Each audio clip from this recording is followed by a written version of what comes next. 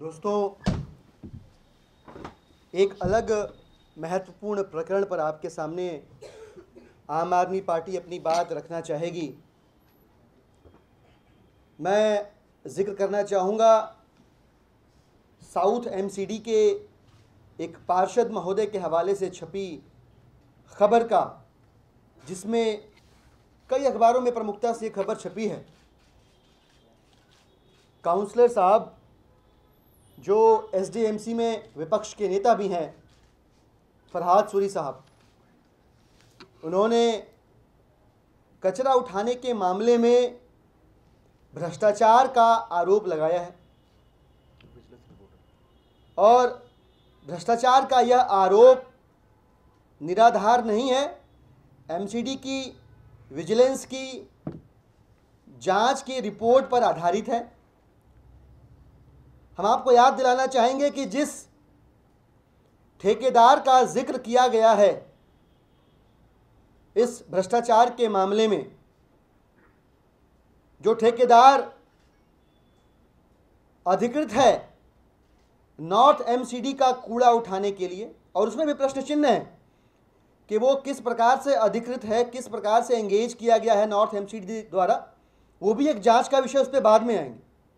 तो north MCD के लिए एंगेज किया गया कॉन्ट्रैक्टर साउथ एमसीडी के डंपिंग यार्ड्स में कूड़ा डंप करता है और जांच के दौरान उसके पास साउथ एमसीडी के पर्चे मिलते हैं, रसीदें मिलती हैं। उसमें भी रोचक ये है कि जिस ट्रक से डंप किया जा रहा है 8 टन उसकी कैपेसिटी है और पर्ची जो है उसके पास वो पाई गई है 15 टन की। तो सीधे सीधे बहुत बड़े पैमाने पर आर्थिक भ्रष्टाचार बीजेपी शासित एमसीडी के अंदर भारतीय जनता पार्टी के शीर्षस्थ नेताओं की नाक के नीचे हो रहा है। इसलिए ये कहना लाजमी हो जाता है कि यह सब कुछ भारतीय जनता पार्टी के बड़े बड़े नेताओं के आशीर्वाद से हो रहा है। ये तो थी इस खबर की बात।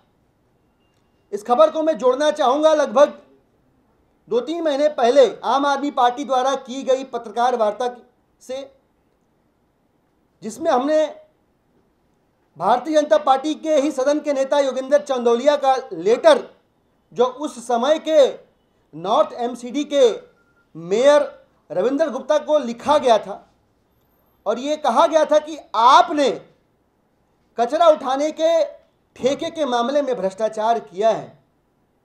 सबसे रोचक बात यह थी कि रविंद्र गुप्ता ने उस समय इस आरोप से इनकार करने की बजाय योगेंद्र जी द्वारा पहनाई गई टोपी अपने सर की उन्होंने सतीश उपाध्याय को पहना दी थी, एक चिट्ठी लिख के।